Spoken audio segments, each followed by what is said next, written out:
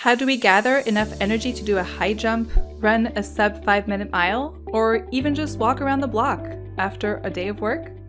These all depend on your body processing fuel to make energy. For us, this fuel takes the form of food and water. Our bodies are able to convert the food and water that we consume into compounds that our cells can use for energy. At the molecular level, most of this energy is stored in the form of adenosine triphosphate, or ATP. And the processes to create and use these ATP molecules are collectively known as your metabolism. Your metabolism involves multiple steps, many enzymes, and overlapping paths. There are also many checkpoints that ensure everything is working properly. Metabolism can be impacted in many ways, for example, eating different foods, exercising, or disease. Let's walk through some of these details together. The major metabolic pathways are those for carbohydrates, or sugars, fatty acids, or fats, and ketones. Once these foods have been digested in our stomach and intestines, the nutrients head on into our bloodstream and off to the cells that need them. Once inside the cell, the broken down products of nutrients are used to fuel production of ATP. This can happen both inside and outside the mitochondria, an organelle famous for being the powerhouse of the cell. Most of these nutrients get broken down into acetyl-CoA. If this is inside the mitochondrion, this metabolite enters the Krebs cycle, also known as tricarboxylic acid cycle. This cycle is named after Hans Krebs, who first described it in 1957. The Krebs cycle uses acetyl-CoA to produce much of the ATP produced within the cell.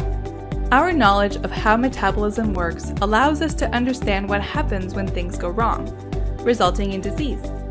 We can use clever imaging methods to study metabolism at multiple levels, such as in cells, tissues, and entire living organisms. These methods can use massive magnets, magnetic resonance imaging or MRI, or radioactive versions of fuels to look inside the body.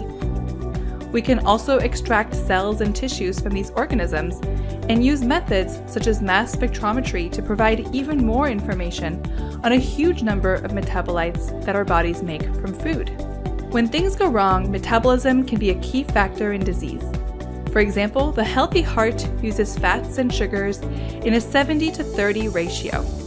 But in type 2 diabetes, the amount of fat it uses increases even further as it responds to the higher levels of circulating fat in the bloodstream. The healthy brain runs almost entirely on sugar, but in Alzheimer's disease, the brain's ability to use sugar goes down. Research is underway to figure out exactly why this is. This even happens to some extent in normal aging. Various medicines or changes to lifestyle can be used to return the metabolism to normal. Lifestyle changes can be powerful, such as improvements in diet or more exercise, as they not only improve disease symptoms, but also lower the risk for many other diseases. Fun fact, there are laboratories with metabolic chambers in which volunteers live for short periods of time.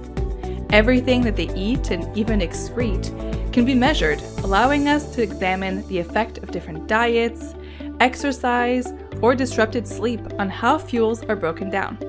It's important to carefully control metabolic experiments, since what volunteers had for breakfast might influence the results. We are each unique, 1 in 8 billion, and metabolism is a perfect example of that. We all vary in how we process and store food, how much we exercise and regulate heat, but the underlying pathways are mostly the same, so we can all expect to keep making that ATP to get us up in the morning and around the